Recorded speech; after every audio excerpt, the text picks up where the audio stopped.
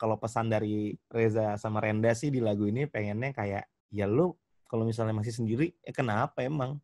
Asikin Iya, aja gitu. Lu ada nggak sih orang yang kadang-kadang suka nongol di hidup lu terus pergi lagi? Ya gitu aja, suka-suka jidatnya dia aja gitu. Pelangi itu sih. artinya pelan-pelan ngilang. Oh, Gue sama Lale sama Ilman cuma punya waktu 5 hari buat ngerjain 2 versi. gila, bikin 2 versi ya, Bo, ya, buat 2 Buat penyanyi 2 yang versi, dan gitarnya sangat berbeda. di hari kelimanya sudah jadi master, besokannya dibawain sama mereka di malam final Indonesian Idol.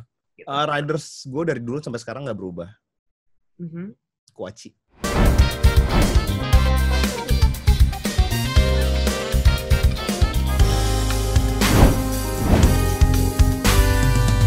Personal life-nya Nino mungkin. Nah, ini kemarin akhir tahun lalu sempat dapat kabar dari Instagram Nino kan katanya kesehatannya kurang baik. Apalagi tadi juga ngobrol sama Enggak, itu salah. beneran itu bohong. Bukan bohong, jadi kayak gue emang sebenarnya waktu itu ngerasa nggak sehat karena emang kecapean banget aja. Iya, iya Terlalu karena emang banyak padat aja kerja. gitu kan. Terus tapi gue memang sempat merasakan ada sesuatu yang membenjol di sini gitu. Tapi setelah gue periksa ke THT, dibilang katanya ini nggak kenapa-kenapa, ini emang cuma gara-gara kecapean doang. Cuma emang waktu itu gue sempat ditelepon sama salah satu media dan gue menceritakan dia nih lagi nggak enak nih, lagi ada kayak benjolan kecil di bawah sini gitu. Terus tapi saya belum tahu apa nih Mas, saya baru mau periksa ke dokter besok, jangan diberitakan dulu ya. Besokannya ada. Oh, Ya, cukup misleading tuh jadi informasi. beritanya kecepatan intinya gitu ya. Jadi intinya nggak kenapa-kenapa insya Allah guys. Oke, tapi so far nggak ganggu aktivitas kayak nyanyi dan siaran gitu nih. Enggak sih. Gue alhamdulillah sampai hari ini di umur yang sudah tidak muda lagi ini masih bisa menjalani semuanya insya Allah tanpa hambatan. Alhamdulillah kalau gitu. Nah, ngomongin soal siaran tadi, ini kan udah beberapa tahun ini jalan siaran bareng sama Mbak Asri Welas gitu. Usianya juga kan dia lebih senior lah dibanding Nino bahkan ya. Itu Ya. susah nggak sih nyesuainnya gitu?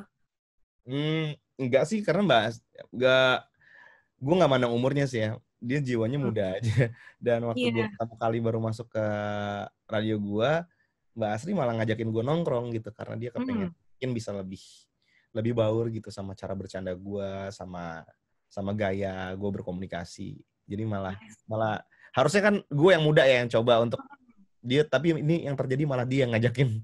Ya, gue ikutan lo jalan-jalan nih. Iya deh.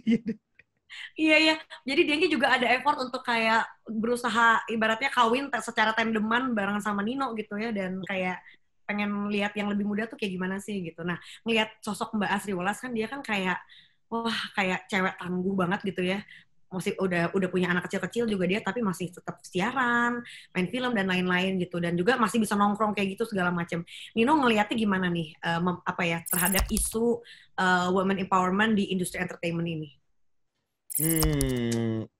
Iya, Mbak Asri salah satu tokoh seni Indonesia yang menurut gue hebat banget sih. Karena semenjak gue siaran bareng sama dia kan gue juga jadi lebih tahu ya kehidupannya dia gitu. Dia tuh fighting spiritnya luar biasa banget. Dia ribet tapi maksudnya ribet waktu kerjanya ya, karena dia siaran, dia main film gitu. Tapi di tengah itu dia masih bisa menjadi ibu yang baik buat 3 anaknya, jadi istri yang baik buat suaminya. Belum lagi dia itu juga punya butik, dia punya sanggar tari gitu, kayak semuanya kerjain. Gue ngerasa ngelihat diri gue juga sih di Mbak Asri gitu, kayak gue seneng aja kerja. Gue punya band, tapi gue kepengen ciptain lagu buat banyak orang. Gue punya tim cipta lagu juga. Terus kemudian gue suka ngomong, gue siaran juga. Terus kemudian kayaknya nggak lengkap hidup gue kalau misalnya gue belum punya lagu sebagai Nino aja. Gue punya solo project dan masih banyak mimpi-mimpi gue yang lain. Dan menurut gue ketika lo berpartner sama seseorang, kurang lebih lo pasti akan saling memberikan transfer energi ke satu sama lain. Dan energi yang gue dapetin dari Mbak Asri sih bikin gue makin ngerasa bahwa ini pilihan yang benar sih, menjadi orang yang produktif di masa yang masih mungkin melakukan banyak hal di saat yang bersamaan tuh penting banget gitu. Dan menurut gue there's more to come, baik dari Mbak Asri atau maupun dari gue gitu. Gue nggak ngerasa ini udah sampai mentok, ini sebanyak-banyak yang bisa gue lakuin, enggak sih. Menurut gue masih bisa ngelakuin lebih banyak hal lagi. Kalau misalnya ngomongin soal women empowerment-nya sih, iya, Mbak Asri salah satu orang yang menurut gue ya berani untuk tidak jaim di depan kamera gitu. Mungkin karena Mbak Asri banyak orang juga di luar sana yang akhirnya jadi lebih pede juga gitu, bahwa kayak menjadi cantik itu bukan stereotip gitu, nggak harus seperti apa yang orang pikirkan tentang cantik gitu. Mbak Asri tetap cantik walaupun dia punya pesonanya sendiri gitu kalau menurut gue. Padahal dulunya dia model. Mbak Asri itu adalah seorang model. Lagi kan gitu, yang kayak model catwalk gitu. Iya. Terus karena satu buah judul, di saat dia masih merasa bahwa dia harus mempresentasikan dirinya sebagai orang yang cantik seperti model pada umumnya, terus kemudian dia dikasih sebuah masukan sama direkturnya, dia bilang katanya, enggak kayak gitu. Yang paling penting tuh di dalam industri film, kalau untuk Mbak Asri pastinya, itu bukan cantik ya, lo tetap bisa cantik gitu, tapi yang lebih dari itu lo harus punya karakter. Dan menurut gue Mbak Asri berhasil sekali sih menjadi orang yang sangat berkarakter. Dia itu benang merah industri perfilman Indonesia karena hampir di semua film ada dianya. Iya. Jadi setuju sih Indi yang kayak orang tuh udah tahu kamu cantik gitu, dan nggak usah so cantik untuk bisa dibilang gitu, kayak orang udah sepakat gitu kan, ya. Dan semangatnya ternyata bisa bikin kalian satu frekuensi lah ibaratnya ya, sama-sama suka kerja, skripnya itu dan segala macam. Nah, masih ngomongin soal cewek gitu kan, kalau ngomongin soal asmaranya Nino, ini kalau misalnya kita googling ya Nino ya, pasti langsung nama cewek-cewek cantik tuh keluar. Tapi sampai akhirnya sekarang Nino udah sama Dela nih gitu kan ya, Dela Datian, itu sebetulnya udah ada obrolan serius nggak sih? Apalagi kan kemarin Nino dilangkahin. Kok jadi kayak acara gosip sih pertanyaannya? Enggak, karena Nino ini kan kalau misalnya dilihat nih pressure lingkungannya ya, adik perempuannya udah ngelangkahin. Udah gitu teman-teman Ridwan juga udah nikah semua. Gitu tuh kayak ada semacam pressure nggak sih, Nin? Enggak ya? Enggak ada sama sekali. Oke. Nah, sorry, gue nggak pernah ngerasa menikah itu jadi sebuah ajang cepet-cepetan sih dari dulu gitu. Kayak gue hanya akan mau menikah ketika gue ngerasa itu udah saatnya. Oke. Jadi memang ya udah, karena jalan orang beda-beda, nggak harus kayak nggak, ini tuh bukan race gitu ya, karena ada orang yang anggap ini tuh race cepet-cepetan apa gimana gitu. Nah, terus udah gitu caranya gimana nih bagi waktunya, Min? Kayak di luar sibuk siaran, Lale Manino, Amaran juga gitu, itu kayak ngebagi waktu sama pacar tuh kayak gimana? Atau udah ngerti deh sama-sama sibuk gitu, jadi ya udah. Sama-sama ngerti aja sih, kalau misalnya bisa ketemu ya ketemu, kalau enggak ya enggak gitu. Karena ya apa sih, kan pacaran juga bukan mata kuliah yang emang harus lo datengin di waktu-waktu yang sudah ditetapkan gitu. Ini kan semua kan harus fleksibel gitu, di antara jadwal dan jadwal kita bisa ketemu buat makan ya kita makan. Kalau misalnya nggak bisa ya besokannya, kalau nggak bisa ya besokannya, kalau nggak bisa minggu depan gitu. Jadi santai aja sih. Oke, tidak seperti kuliah, tidak usah absensi ya, gitu. Nah, terus nih katanya momen patah hatinya Nino tuh bukan gara-gara cewek, tapi karena katanya Nino sempat mendapatkan kenyataan pahit kalau foto ulang tahun Nino waktu umur 5 tahun itu di restoran fast food itu adalah palsu. Dan ternyata ya foto itu tuh bukan karena ulang tahun Nino dirayain di sana, tapi karena waktu itu Nino disuruh foto ada yang lagi ulang tahun tapi udah selesai gitu. Dan itu kemarin katanya terbayarkan karena di ulang tahun yang ke-31 teman-teman radio Nino bikinin acara akhirnya di fast food itu. Itu bener gak sih dibikinin nama mereka gitu? Bener. Gara-gara itu, gara-gara dengar cerita-cerita lucu. Itu restorannya yang kemarin udah tutup tuh akhirnya setelah bertahun-tahun. Oh, di Sarina. Ya, di Sarina. Tapi kemarin gue dibikinin ulang tahunnya bukan yang di Sarina. Oke, jadi lucu-lucuan deh. Gitu di Iya, situ ya. Lucu-lucuannya. Kocak deh dikabulkan sama anak-anak tapi umur berapa gitu ya. Oke. Nah, oke, kalau gitu sekarang ini mau ke segmen Hai Netizen. Ini ada dari Risyad Bian. Risyad Bian nanya, apa yang jadi kesulitan Nino dalam pembuatan lirik lagu? Yang jadi kesulitan ya mungkin harus selalu bisa mencari cerita yang berbeda gitu. Nggak melulu tentang kayak suka sama seseorang di saat orang tersebut sudah punya pacar gitu. Walaupun sebenarnya lagu Lale Manino yang bercerita tentang itu cukup banyak sih. Jadi ya kayak gitu sih, harus kreatif untuk bisa menemukan angle lain dalam sebuah cerita. Oke. Angle lain ya, cari point of view-nya gitu ya. Ya.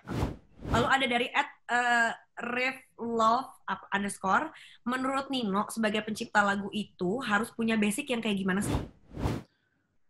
Nggak ada sih.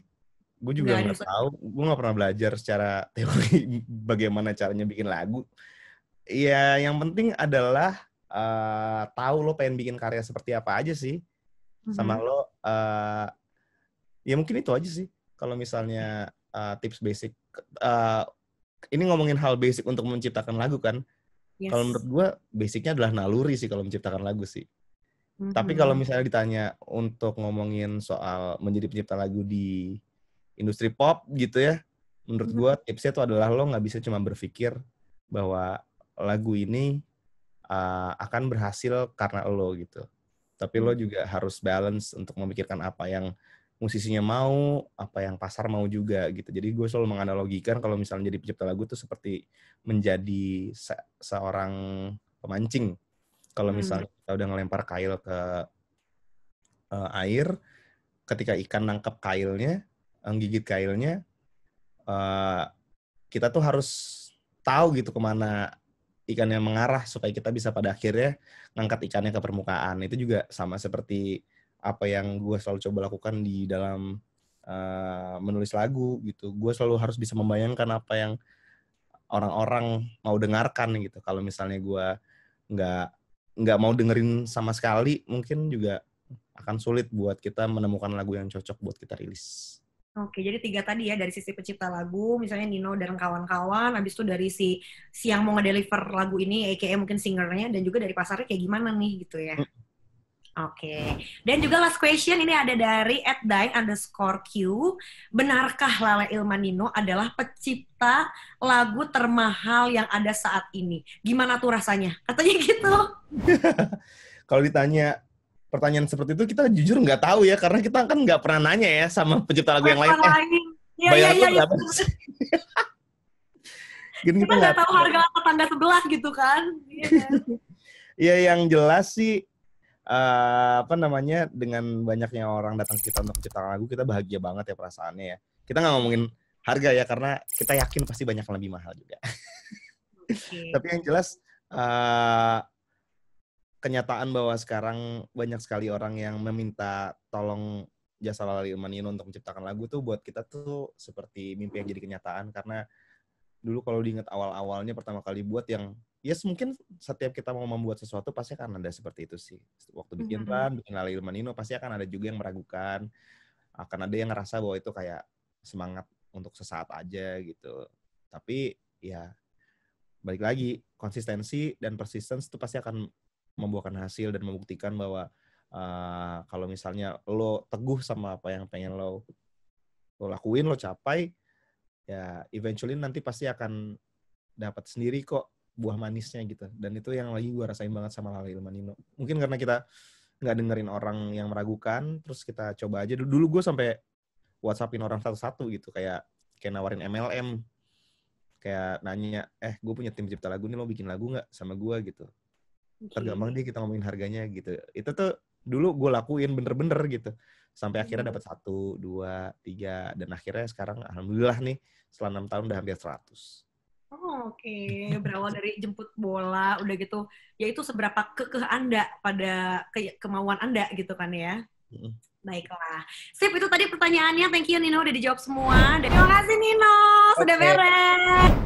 Oke, itu tadi ngobrol-ngobrol indie barengan sama Nino. Gimana teman-teman? Seru kan? Kalau kamu suka jangan lupa untuk like video ini. Dan juga kamu bisa komen di bawah. Kamu habis ini pengen lihat indie ngobrol sama siapa lagi. Bebas, kolom komentar bisa kamu isi sebanyak-banyaknya. Dan terima kasih juga buat Hotel Royal Bandung ya. Udah ngasih kesempatan indie untuk staycation di sini. Dan juga kamu bisa datang aja langsung ke Jalan Merdeka nomor 2 Bandung ya. Kalau gitu jangan lupa untuk subscribe juga YouTube channelnya eventory.id. And I'll see you when I see you, teman cerita. Bye!